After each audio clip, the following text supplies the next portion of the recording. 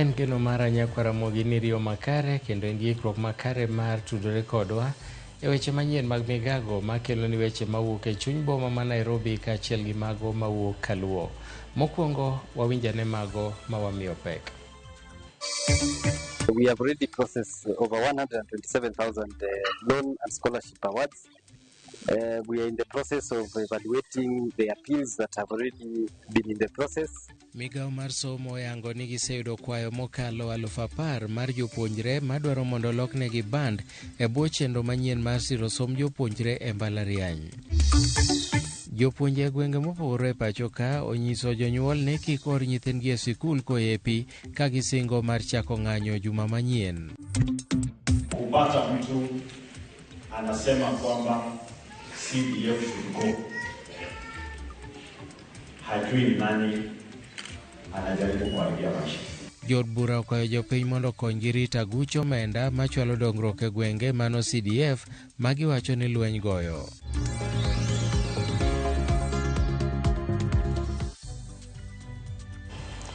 In gi thuolo mar oro ote machok e laini mar ote machok ma en 36000 machiegni nyinka Milton Ochieng'. Jokanyo e komiti mar aguch omenda ma CDF kwayo jo Kenya mondo rit aguluno ma lweny osebedo kagoyo ni mar aguluno chwalo dongruok makare e gwenge. Kotelnegi kod jakom margi Musa Sirma ma en jaod bura ma Eldama Ravine, giwacho ni aguluno osekonyo jopuonjre modhuro e chulo omenda mag somo kanyakla kod bero skunde kokalo e bero kilese. Jaod bura ma Dagoretti North Beatrice Elachi okwayo jonyuol mondo mi okony tij CDF ka gitimo chudo margi e sa mowinjore mondo mi jopuonjre odhi mbele kod somgi ma ok oriembgi e skunde. Hawa watu wote wako hapa kwa sababu ya kazi nzuri ya wote. Kupata mtu anasema kwamba CDF should go, hajui nani anajaribu kuharibia maisha. CDF ndio pesa ya mwananchi wa kawaida. Nimeona hapa kuna mtoto wetu anafanya medicine thanks to CDF. Watoto wa form 4 nikaona nijaribu sana nisaidie wazazi watoto wakae shuleni wasikuje sana nyumbani. Lakini mimi nataka niombe wazazi, sio nikitoa hivi na wewe uende ukae nyumbani, enda utafute kidogo uende umalizie mtoto akasikuje nyumbani. Haina maana mimi nifanye na wewe ufanye mtoto arudi nyumbani. Tuko pamoja? Kwa hivyo nyinyi ndio mara ya kwanza Kenya mzima kwamba tumekumbuka mzuri kuongoza kwa mzazi wakati wa mtihani. Tuko hapa kuhakikisha kwamba kazi ambayo inafanywa katika constituencies inafanyika vizuri, kwa maana sisi ni wasimamizi. Mheshimiwa Beatrice ni memba wa kamati ambaye mimi ni mwenyekiti, na nataka niseme yeye anafanya kazi nzuri. Migao mar somo oyango ni giseyudo kwayo mokalo 10,000 ma jopuonjre madwaro mondo olokgi e band e bwo chenro manyien mar siro somb jopuonjre e mbalariany ma pacho ka. Kanolose e boma ma Naivasha okinyi ma kawuono, jata tije ka duol mochung' ne aguch omenda mag mbalariany Universities Fund Geoffrey Monari oyango ni gidhi nyime kod nono kwayogo kendo duoko gibiro chiwo e bwo thuolo ma jumbe 3. Monari nomedo ni chenro mar siro somb jopuonjre dhi kare ka nyaka sani sirkal osegolo omenda maromo bilion 2.8 mar scholarship kod bilion 5.8 mar hola. We have already processed over 127,000 loan and scholarship awards. We are in the process of evaluating the appeals that have already been in the process. As at yesterday evening, over 10,000 appeals had been processed, and this shows that there are many Kenyans who are still interested to ensure that they are banded in the correct band. This is a continuous process, and our aim is to ensure that we place Kenyans in the correct band that they are supposed to be in. We will continuously update and ensure that we do this. What I would want to let the students know is that they should not give up hope. The universities have been very cooperative. All the students who were expected to report, or the universities that have opened, no student has been turned away. Jopuonje kaunti ma Siaya olando ni gibiro riwore gi jowetegi e ng'anyo mar jopuonj michano bagi chakre juma manyien chieng' wuok tich. Kotelnegi kod jatend riwruok mar jopuonj mantiere sub-kaunti ma Bondo gi Rarieda, jopuonjego wacho ni gibiro chung' gi jowetegi mantiere riwruok mar KNUT gi KUPPET mane osingo madhi e ng'anyo bang' twak margi kod piny owacho rem nyago lemo. Jopuonjego kosingo ni gibiro mana dok e skul ka ogirimiti mane gidonje gi piny owacho ibichopi kare e kind dwaro mamoko. Dwaro mamoko ma gin go oriwo korka ndiko jopuonj mosebedo ka tiegore kendo ndikgi e yo mongirore, motelo ne ma twak e kind riwruok mar jopuonj mar KNUT gi KUPPET kaachiel gi duol mandiko jopuonj e tich TSC nolwar e lwanda. Wan chieng' mowacho kata kowachi mana kiny to mane wadhi e skul. To kapok owachi we nyithindo be dala mondo arito riti nyaka biluongu. Otherwise akwayo jonyuol kod jopuonj mabondo kakwa nyowa saweyo ni on Monday, that is wuok tich tarik 26 saa 1 e wang'e wan office KNUT, then wachako wuoth achiel e town mabondo. To pod akwayo mani sirikal omany pesa omiwa. Wan gi weche 6 madongo mwaketo piny momiyo ofiswa mar KNUT malo noluongo migomo. Wawacho ni wachung' kodgi kendo ok wangikni kendo wakunigi ni gigo machiemo kata dakika achiel. Kapok weche 6 madongo gi to migomo dhi mbele kaka nochani. Pesa mar thieth ne okaw kuomwa, pesa mar thieth madwe ka dwe ni koro ketwa kanyakla mondo thiedhwa kanyakla. En wich kuot ni ting'o nyathini gi chiegi kichopo kucha tikoro ni ok nyal thiedhi nikech ang'owa ni sirikal ok okelo pesa e osiptal mitiyeno. Mogik to wawacho niya, nyithiwa magin puonje JSS mong'ere ni junior nyaka koro lokgi e tich mongirore. Moko kuom jod bura mawuok e kaunti ma Nyamira okwayo riwruoge mag jopuonj pachoka kaachiel kod piny owacho mondo obed gi twak mondo mi ogeng' ng'anyo mag jopuonj mibiro bagi e pachoka chakre chieng' wuok tich mar juma manyien.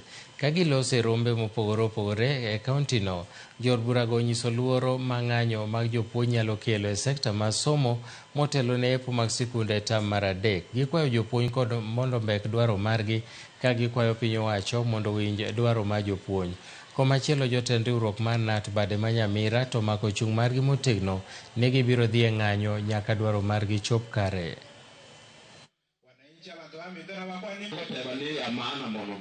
All the stakeholders should be aware that from 26th August hakuna shule mpaka walimu wetu walipwe awamu ya pili ya nyongeza ya mshahara. Kwanza mnajua ile ilikuwa asilimia kidogo sana, asilimia 4.5 ndio serikali imekalia na imekataa kuwalipa. Nataka kuomba serikali, niombe walimu muitane pamoja, muongee, kila mmoja aridhike, alafu murudi mkuje muingie madarasa mufundishe watoto wetu. Sisi tunataka on Monday schools zote mahali popote siko watoto wetu waingie na pia wapate walimu hapo. Na wasi hawa viongozi wa walimu KUPPET na KNUT, at least we give dialogue a chance, kwa sababu tunajua watu wetu wameumia kwa muda mrefu. Our parents, they are preparing kids to go to school. Riwruok mar jopuonj mapuonjo skunde mag nasari KUPPET bade ma Nandi obwogo mar ng'anyo ka gidwaro mondo dwaro margi ochop kare gi migawo mochung' ne somo e kauntino. Jopuonjego chiwo notis mar juma achiel mondo mi owinj ywakgi, ma ka ok kamano to gibiro dhi e ng'anyo e kinde ma skunde ichano yaw e tam mar 3 chakre juma mabiro. Kotelnegi kod jakom mar riwruok mar KUPPET bade ma Nandi Ten Atarbei, jopuonjego dwaro mondo mi gavana ma Nandi Stephen Sang okaw okang' mager ne jodito e migawo mar somo e kauntino mosebedo ka bwogogi kinde ka kinde ka gichwalo ng'ur margi. Ukiangalia kwa hii payslip wameandika basic salary hapa 30,280. Rental house allowance tumepata 3,850. Alafu hapa commuter allowance ni 4,000 flat rate. Lakini instead ya sisi sasa kupata total earnings hapo wakaomit hiyo total earnings na kuweka special salary, na pale juu wameweka 00, alafu anatoa salary nyingine ya chini. Tukienda pale hivi kutibiwa tunaambiwa kwamba you are not covered with NHIF. Sasa tunashindwa zile pesa ambazo tunakatwa kwa payslip yetu zinaenda wapi? Late payment ya salary imetuaffect tu sana tukiwa walimu. Hata kama ni jaje zifike kwa mapema. Mbona sijelewe? Tumenyanyaswa hapa Nandi County ya kutosha. Pesa hizi tunalipiwa ni peanuts yenye inaitwa special salary. Hii special salary ni the lowest being paid kwa all departments of Nandi County. Kwanza shule yangu tuko na watoto 200 na tuko na darasa 2.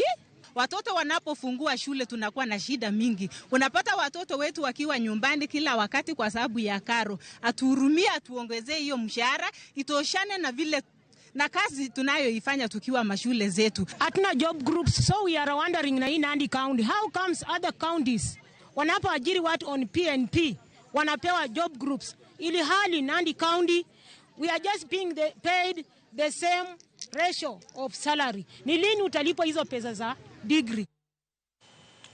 Jatend migao mar apaya Davis Chirchir kod nyawadgi malo Alice Wahome olimo kaunti ma Lamu kawuono. Jotelo timo limbe kendo rango chenro mopogore mag dongruok mar sirikal moting'o paw ndeke ma Lamu kama Chirchir osingo mar loso apaya mar ndeke makanyo mondo miyo ji weche mag wuoth. Limbe motelo ne mano timore motelo ne mano mar jatend piny mabiro timo limbe e kaunti no machiegni.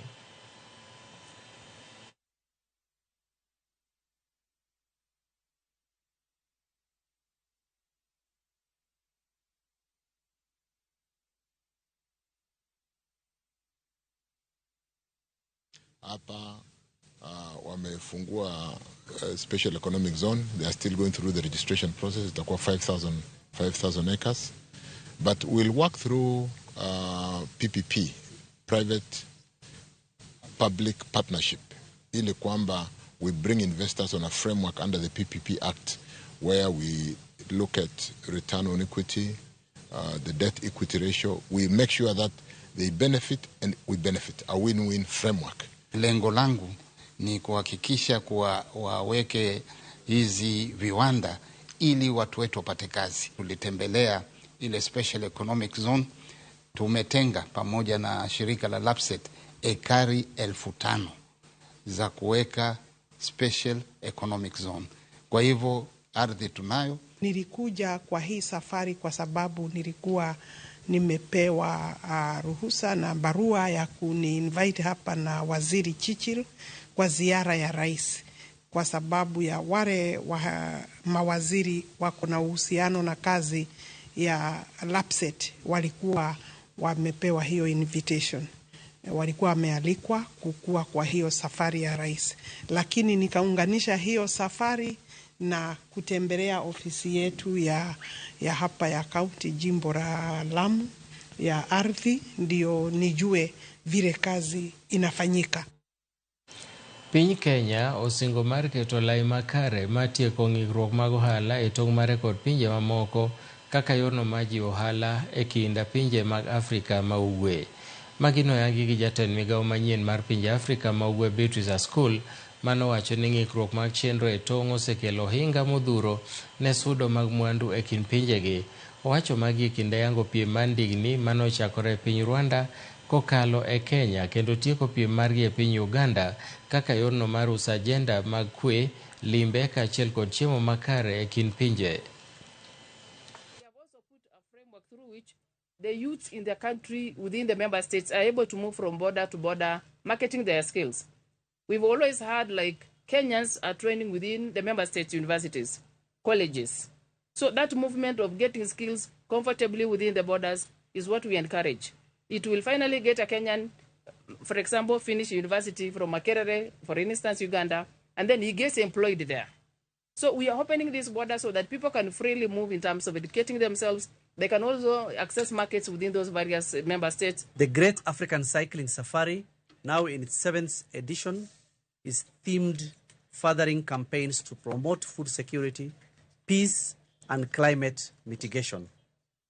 This event aims to bring the EAC integration agenda closer to its citizens by highlighting regional and community challenges while showcasing the opportunities the EAC offers.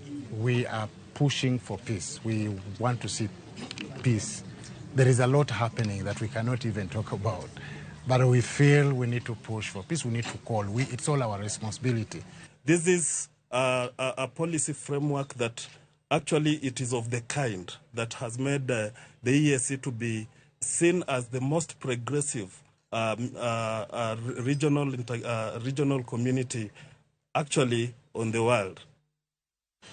Ji ariyo owito ngimagi e seche ma ji mamoko 10 yudo hinyruok marach ka mamoko 40 to yudo hinyruok matindo e masich apaya manotimore e kachung' od bura ma Kabete e kaunti ma Kiambu.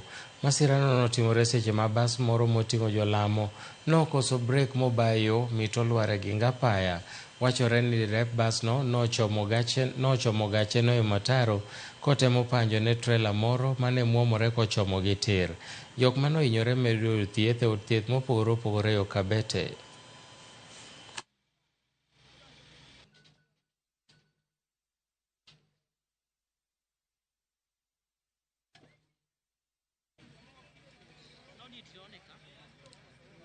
Watu wengi hawaelewi hii barabara. Kwa bahati mbaya hiyo basi kakuta truck zingine mbili ziko na accident hapo, ikijaribu dereva akijaribu kupita ikagonga mwamba na ikaanguka. Aliona akiguzisha pale ukuta, aliona yenyewe inaweza simama, lakini haikuweza kusimama, ilibidi ameigongesha pale ukutani. Venye iligongeshwa ikarudi ikaanguka, na venye imeanguka ilibidi sasa tumekimbilia tutoe wenye wamesurvive, na tumeweza kuwatoa watu wawili, tumeona wamededi. Hapa katika interchange hapa Gitaru wanatengeneza barabara, tungeomba waharakishe sababu kuna shida hapa, sababu kuna bumps mingi na labda wengine wao hawakuwa wanajua barabara inatengenezwa.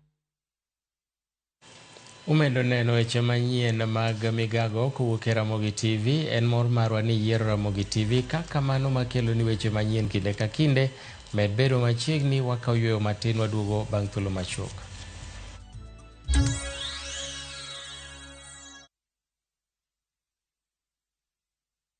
Jipange na View sasa imerudi kwa mbwembwe na vishindo. Jipange leo kwa nafasi ya kujishindia mamilioni ya pesa. Jipange ushinde na View sasa. Bonyeza *487*3# na uweke 50 bob tu au tuma kwa paybill number 724177, account number ikiwa ni nambari yako ya simu. Utapata content na point 50 za kuingia kwenye draw ya kujishindia 50,000 kila siku, milioni moja kila wiki na grand prize ya 3 million shillings. 3 million shillings. Jibambe na content nyingi zaidi, uongeze chances zako za kushinda. Jipange na View sasa. Weka 50 bob tu na huenda ukajishindia 50,000 kila siku, milioni moja kila wiki na grand prize ya milioni 3. Sheria na masharti kutumika. Imeidhinishwa na BCLB namba 0000130.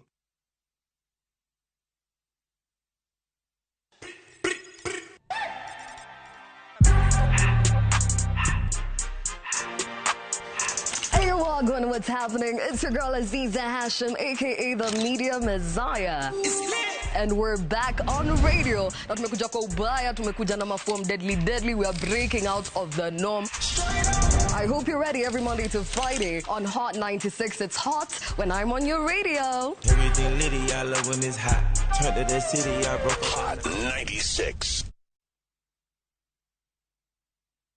Dreaming of an unforgettable European vacation? View Travel makes it happen. Explore Rome's history, Venice's romance, and France's charm. Immerse yourself in local cultures with our English-speaking guides. London, Paris, Prague, Santorini, Istanbul, Berlin, Barcelona, Amsterdam. Europe awaits. View Travel delivers. Discover Europe from $1,600 for a single country trip and $2,100 for multiple countries. Visit viewtravel.com or call 0703-254-254 and book now. View Travel. Dream, explore, discover. Min shabiki na deku plestena My name's Godfrey Mwirigi Minyori.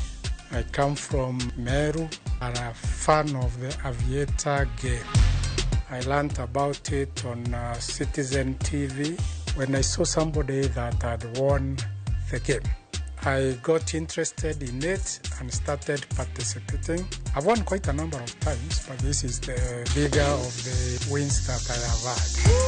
I like the game because it's a game that you can play anytime, anywhere, and it has no bias. And here you can see I'm getting my check for my recent win. Niko na project kadhaa zenye zinaendelea, nitaingia kwa hizo project na tunashukuru kwa Aviator. Aviator ya Shabiki.com inakupa the biggest multiplier in Kenya. Shinda up to 50,000 times your stake. Yani ukiweka stake ya 100 bob, ndege ipeperuke, unashinda 5 million within seconds. Changamkia Aviator on Shabiki.com. Not for persons under the age of 18. Authorized and regulated by BCLB license number 428.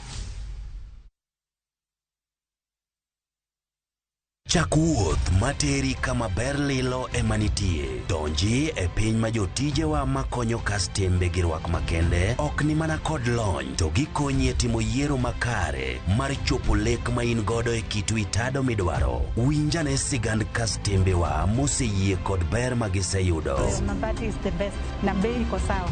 Na quality iko poa. Limwa e badwa ma Manjit House, Kisumu Accra Street e apaya ma Paul Mboya. Gochi e 070 Adek Abichabirio, Aria Borochiel, Royal Mabati Factory, excellence redefined.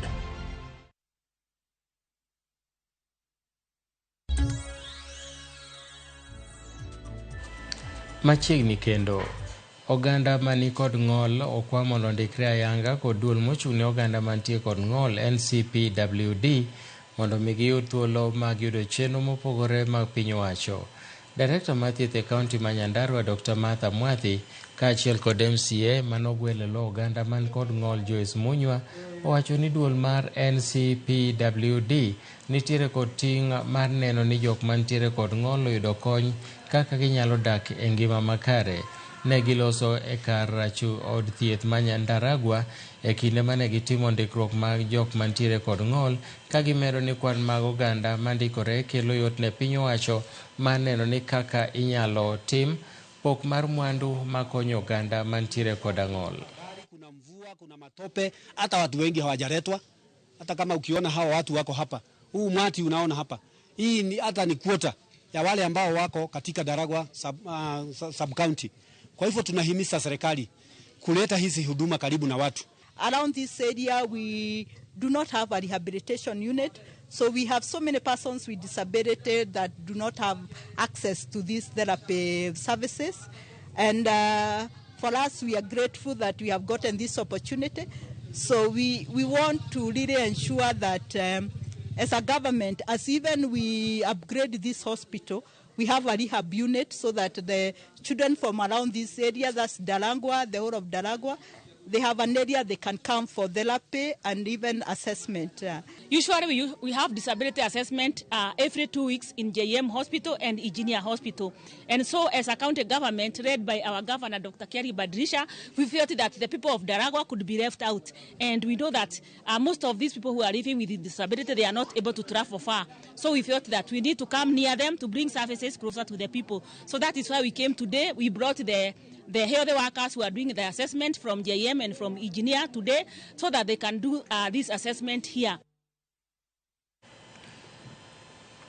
Sirikal kaunti ma Kilifi chano machako ka thiedho tuo mar kansa ka en okang' matieko midhiero mar manyo kuonde thiedho tuono e pinje maoko kata e kauntis mamoko ma pacho ka. Gavana ma Kilifi Gideon Mung'aro oyango ni sirikal mamalo ochano matayo tije ka thiedhno ka riwruok mar ka tiegruok ma Thambey mantiere piny mar United Arab Emirates bende ochano mar kelo tiegruok ne jochiw thieth makanyo. Kane oloso gi jofwamb weche bang' keto sei e winjruogno, jata tije maduong' e ka tiegruok mar Thambey Manva Singh oyango ni gibiro riwore e konyo kaunti ma Kilifi tiego jochiw thieth. I've managed to seal with the Atomic Energy Center in Vienna for cancer equipment, which I was waiting for the and approval of the national government, which was done. Yeah? Now, anytime we'll receive cancer equipment for Kilifi County, and that's what we are preparing for. Yeah, because we have probably a nurse, one doctor came back from training yesterday in Kilifi, and I hope he'll also come here. Dumbe University Hospital has a center for cancer. Yeah? So these are part of the preparation we are doing. So the duration of the program is 3 weeks. So they will be covering all specialties in the hospital, including hospital management. There's going to be a cancer center that is going to be established in Kilifi State. So actually, if you look at the world, it is passing through double transition. On one side, we have got lifestyle diseases like cancer, diabetes, hypertension taking over. And on the other side, we have got infectious diseases like tuberculosis, HIV, hepatitis. This program is going to help, and we are going to support Kilifi State. Mae jopur gana ariyo mawuok e kaunti ma Nyamira otiegi yore mag pur kaka ginyalo medo yuto magi mag pur gi pith. Jopurgo mane ochokore e skund secondary ma St. Mary's e Kerubo mantiere Kemera e kaunti ma Nyamira otiegi kod duonde mopogore kaka ginyalo bero yuto magi kowuok e puothe. Ka giloso e nyasi makamano, jokanyo e sekta mopogore opogore mag pur kod pith ojiwo mine kaachiel kod rowere mondo donji weche mag pur kod pith kaka yor yuto ma kinde ka kinde.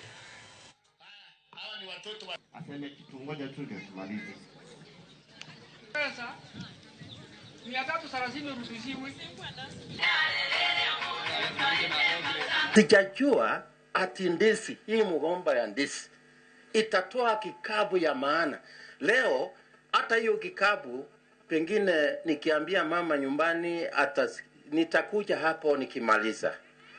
Hiyo ni furaha yangu. Nafurahia kwa sababu wakati ambapo tumetembea hapa tumeona mazuri ambayo mnafanya. Leo tuko Kemera Ward.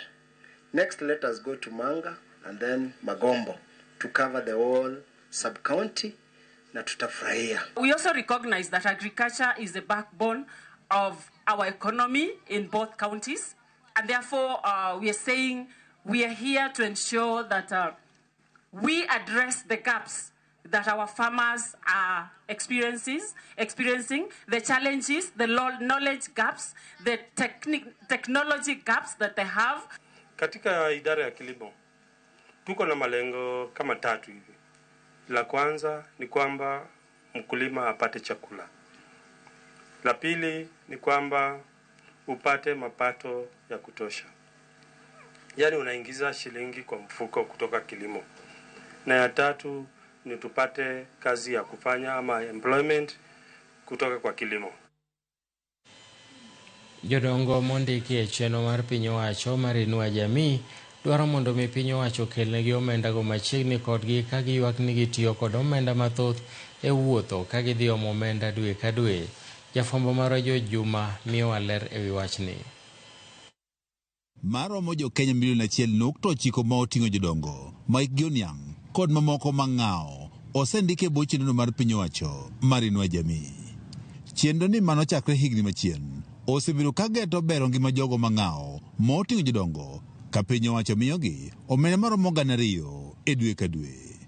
Kata bed ni omenda ni osejolo manjang' ngima jogo mayude moko kuom jodongo e kaunti ma Migori ywak no omenda ni sani koro lamlam nikech pek mar ngima ka gombo margi en mondo koro piny owacho koro medo omenda ni. Iye oligi medo wago nikech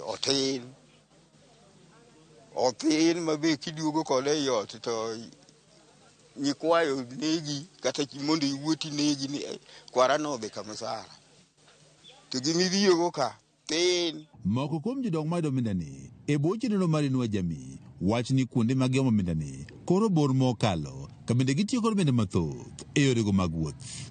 Kumwakawe bor wakawe Migori to apiko kao pesa mang'eny nikech ki apiko goli kaka teri Migori en siling 400 kiduogo siling 400 neno are ni en siling 800 siling 800 kadang imbi kao pesa no mi chiemgo mi kawe matini chiemgo iduogo mna ot gi siling 1000 ka wan gi kadiyo kuni nyalo kelwago kadiyo kata wachame kadiyo kata kidhi ot ka ok inwang'o asara mar wuotho matek mar pesa rumeyo.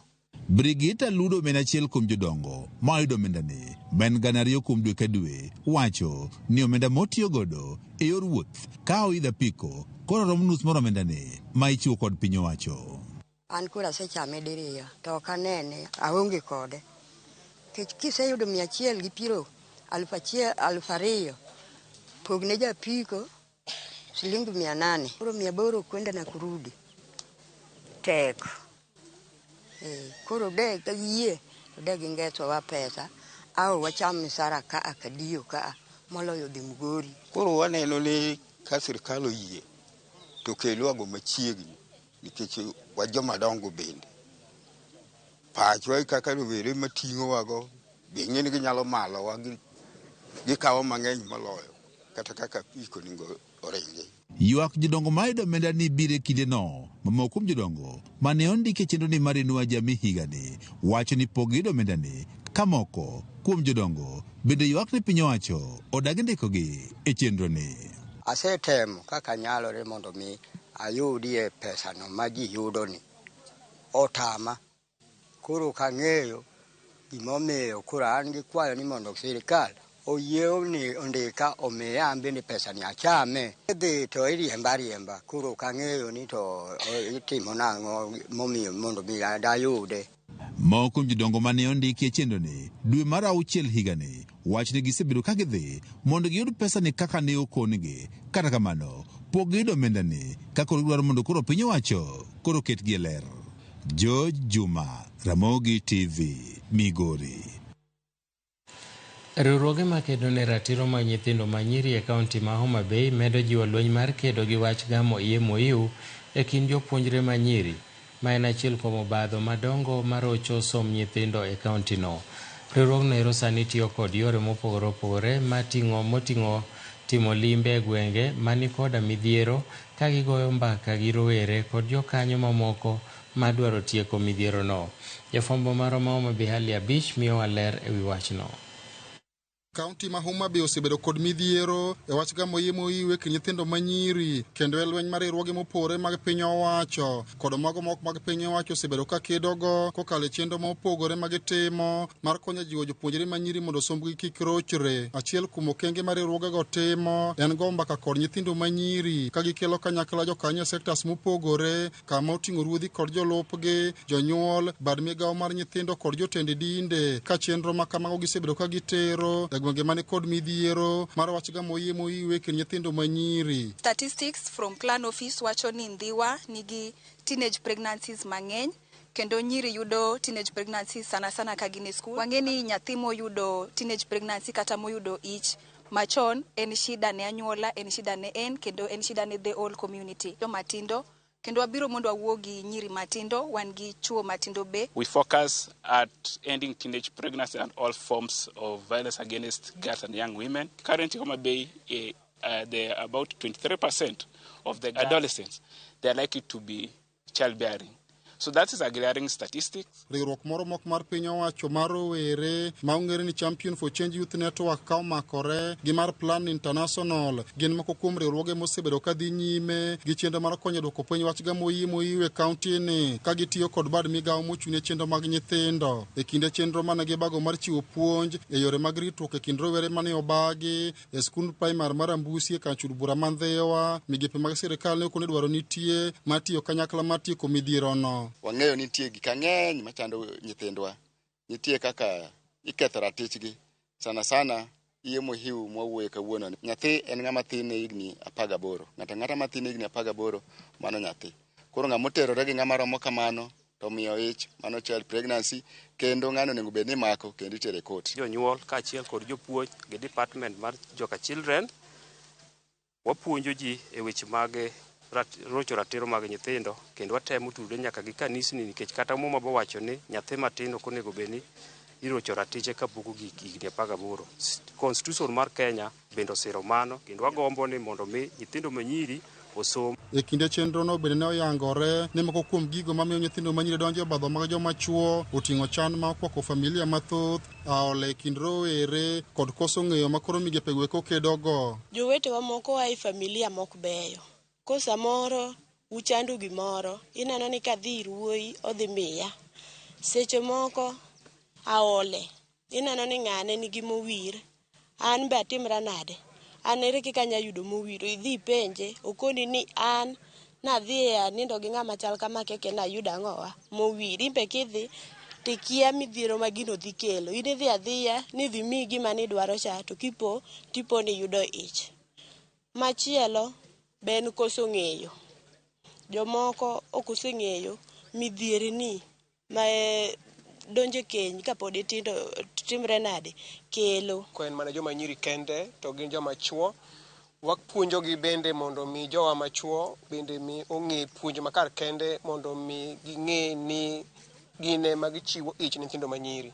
Omiyo kawuono gimbe gibedo involve and amor nikech male champion bedo involve. Alia Beach, Ramogi TV, Homa Bay. Nyakwaramogi mana kaka juma ka juma wakelo ni cheno mar gin kanye. Kawuono wamenyo ni Chief James Onunga. Chief Onunga ne ruoth kata chief maumbe ne lach. Kuom tich mare e alwora ma Nyanza ahinya to Kisumu, Chief Onunga ne Daniel Arap Moi nomiyo teko mar bedo DO makojolo kuom thuolo mar dwe achiel. Jata cheno mar Walter Nyambaga miyo wasigand Chief James Onunga.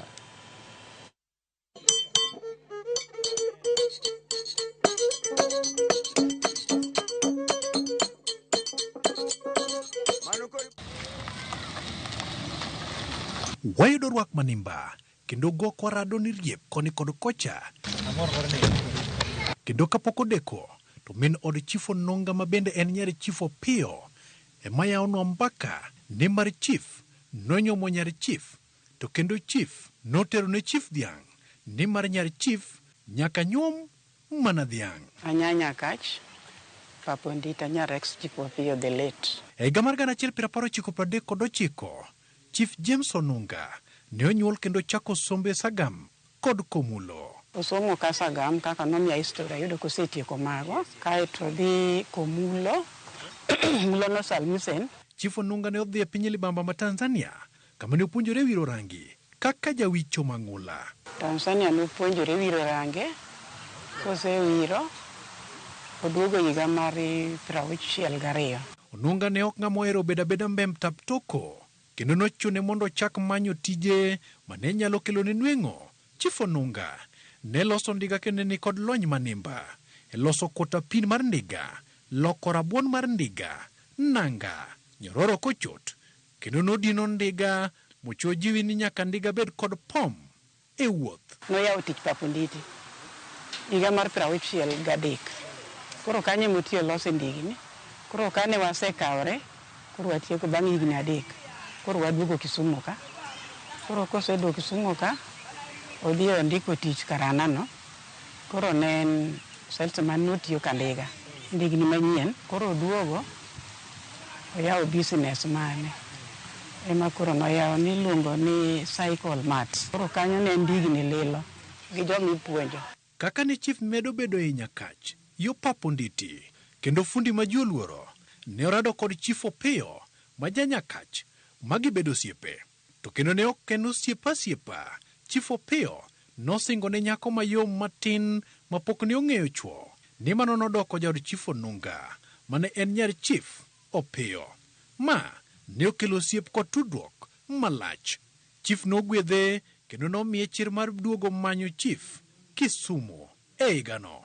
Babu wa ni chief. Ne en chief maduong' ahinya. Koro ka ne en chief no en osiepne kabisa. Koro ka ne jaduong' ne tuo to nowuok kode magidhi gibaye Nyakach.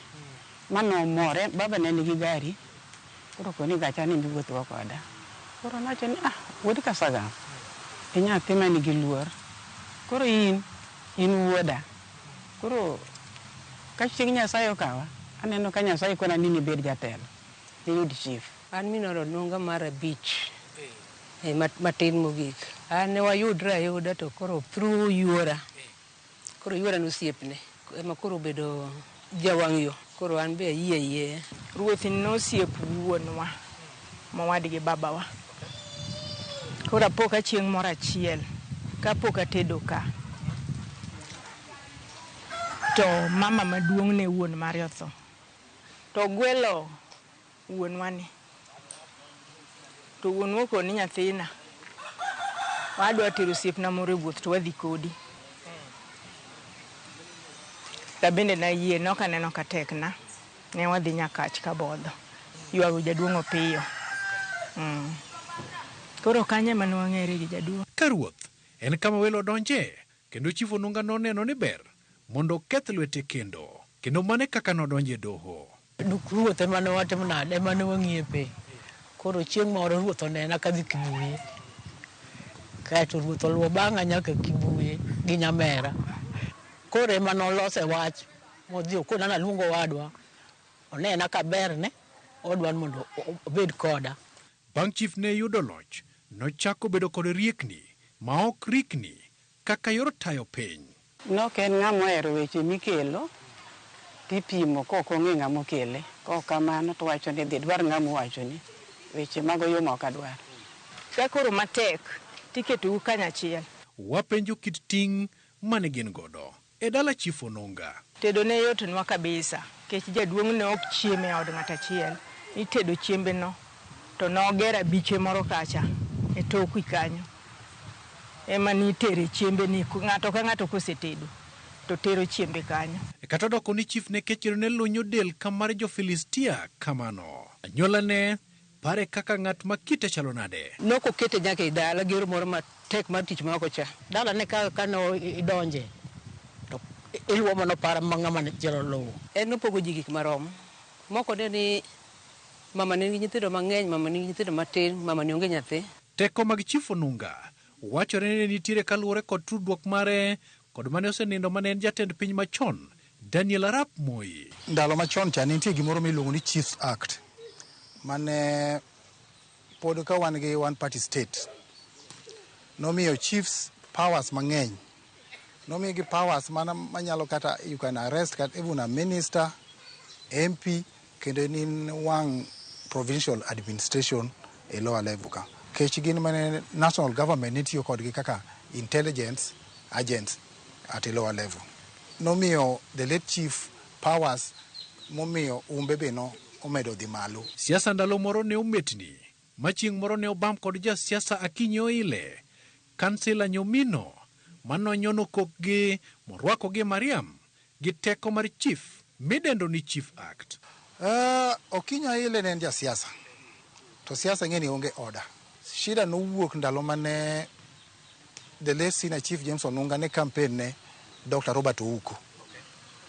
To the former mayor miluongo ni Akinyi Oile ne campaign ne Boli, men Job Omino. Koro Oile, the late chief ne coordinate chief tema the entire region mondo support Dr. Robert Ouko. To ne en siasa matek no yudo ka pod watindo. Anyalo paro kata ndalo moko gibiro ka Nyabera kama sani luongo ni Nyabera Kasagam police station ni. Ng'eny ji to ng'eye ni Konunga police station. Kansila Nyomino gi moko ne temo kelo koko. Mano kawo gi moso gi Land Rover. Josiasa ne tudo Chief Onunga kod tiyo kod athiri kata agoko. Gino ma wuode wacho ni ne okel kod chik mar Chief Act. Gima nang'eyo ni the late senior Chief Onunga ne gi direct contact gi the then president Daniel Arap Moi. Ne gocho ne kendo giwuoyo. Koro powers mane en go ne en powers mani malo. He was the only chief manobeda appointed acting DO Mawinam gi ne then DC ne tie DO moro ne Asande. Onge chief mano setimo nya even now. En manobeda appointed mutiyo for 1 month as a DO. And during that time mabende the Moi nomiye teko ma obedo senior chief. Senior chief machon ka okinya pimo gi sani. Sani yudo ni ng'ato ka ng'ato en senior chief. To gin dongruok mage ma Chief Onunga ne okelo. Maendeleo monokelo kotudre gi the then president Moi okelo Kasagam Secondary School. Nyagol Migunyi gin mene gichako Kasagam Primary Secondary School kendo ne gichulo school fees. Ne onge BOM. Gin mene gichulo school fees ne nyithindo manyako chopo 1987 ma national government okawo school ni. Ma en brainchild mare. Emomiyo kendo chak waloso school moro ka an kansila ni Senior Chief Onunga School for the Deaf. En school ma national government okawo ma wachake 2009. Bedo notiyo gi President Daniel Arap Moi omiyo obedo gi teko ma wabedo gi location marwa. Chief ne okoera asoya kata mit bilie e tije mage gino mane chwanye kod okebe mage. During that time Nyalenda nen kama onge order. Obongo, Nyalianga, Rawor gi youths moko ma nentie gweng maka ng'ato akamoro bire gweng no to miye report ni chief od cha ji ang'wen odake to gin joma beyo. Koro nen gi intelligence network across village and even lendi ni manitiere e gweng. Wacho ni jonjore ne chalo chwar ni gwenge mag Nyalenda gino mane onungo kedo godo adua. Kopogore gi tijeno ne en osiep babana kabisa, to ruoth ne ng'ama orito arita kwe makasagam to gi kolwa to en nong'e ji te nikech no oketo joge mane ong'e each and every person manodak e area manorito. Wach moro ni wacho ni ka ruoth ochwadi achiel to mana ariyo ere kaka gini ne biro. Ruoth ne nigi joma chon niluongo gi askari kanga, ne nigi bokara mako chwadi achiel chal kama chwadi ariyo. Chief nogero kata ka tiegruok mag jok man kod ng'ol midendo ni Senior Chief Onunga School for the Deaf. Jabol nyolo tek kendo wan bende wanjejore kod adhula matin kod rowere matugo ka. Ala Nyakora Mugajwang, erokamno kuom bedo kode chakruok nyaka giko. Agero ni in bende sigana ni otuchi. Jata chenro mari kuom thulni duto ne en Walter Nyambaga, Wood Koweru, thon kajidhi kendo kajiduogo. Oriti masani.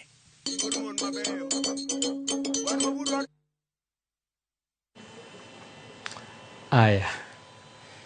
Oganda maromo 400 moriwo mine koda chwo oyudo sir mar tiegruok e riembo nyamburko kokalo kuom aguch omenda mar NGCDF ma Kisumu Central, chenro manotelie kod jaod bura makono Joshua Oron. Chenrono madhi muonyo omenda maromo $1,000,000 geto konyo oganda maromo 2,000 chopo higa mar 2027 kaka yorno maloso negi thuolo mag tije mag yudo lony madwarore e riembo nyamburko. Bende oyango ni magi gin achiel kuom gige mag dongruok ma apisi mar NGCDF ma Kisumu Central timo kaka yorno mar konyo jopiny, ka bende odwa neno ni ogero sikunde mag piny owacho ma nyiri e sub-county no. Kendo wayiero mabiro dhi timo driving kata dhi puonjore riembo mtoka, riembo pikipiki, riembo tuk-tuk e jogo ma wan go kaka wuono. Wan gi ji mosapuodhi ji ma ok tin ne 400 madhi timo gini. Watimo ma nikech wang'eyo ni tich seche moko yudo tek, to ka in gi certificate kata ka in gi driving license mari to mi tich mayot mar yudo tich mar driving. Omiyo maa en achiel kuom gigo mane wachiko jo Kisumu Central. Gima watimo ni nyo wakete e gana 8 million.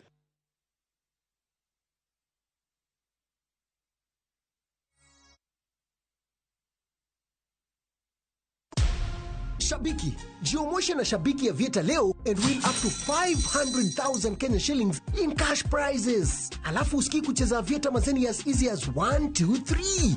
Log in to shabiki.com na udeposit pesa yako, sawa? Then click on Casino tab. Select Convert Chips, alafu select option ya Buy Chips. Weka amount unataka kutransfer. For example, 50 bob. Kisha, click on Buy Chips ili kuconfirm. Sasa uko sorted. Click on Casino na uweze kucheza Vieta game. Kaza ndege yako to the highest multiplier, then ingiza wins zako na bado ubebe over 500,000 Kenya shillings in cash prizes. Jiomoshe na Shabiki ya Vieta. Not for persons under the age of 18. Authorized and regulated by BCLB license number 428. May you be blessed in your coming in and your going out. May your name be mentioned in a room filled with opportunities. May you have a Midas touch, and everything you touch, may it turn into gold. Blessings. Dial *811*402# to get blessed.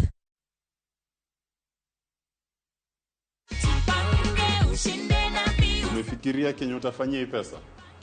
Nafikiria kulipia watoto shule. Nitaendelea kucheza ndio nifikie ile target ya 3 million. 3 million. Taka kucheza unabonyeza *487 *3 hash.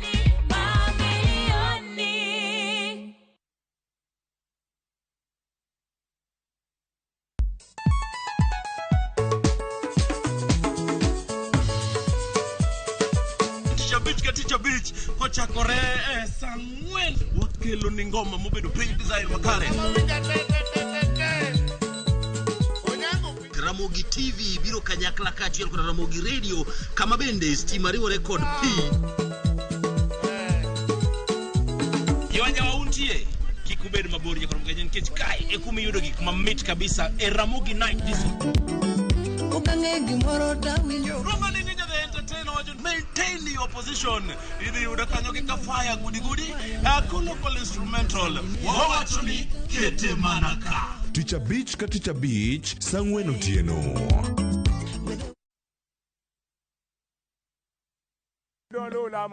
Bed kodwa e wuodhni ka wanono kit timbe mag anyuolawa. Oyundi no neni en winyo mayot. Tamano dhi chiemo, ng'ama ok ohero tich matek. Koro nyako ringi kodhi chiemo. Emano miyo chake kamano. Gin kido mamiyo wabedo kaka joluo, sigendni mopogore opogore mag dhoudi mag luo.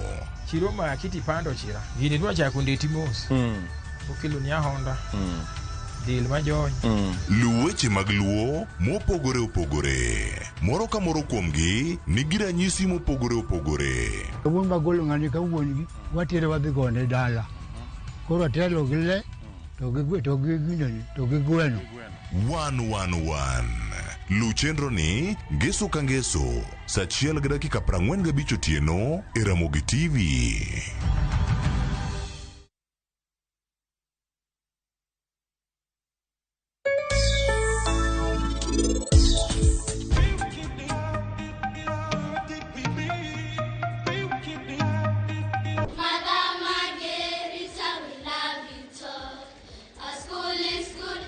Wanwadhi party.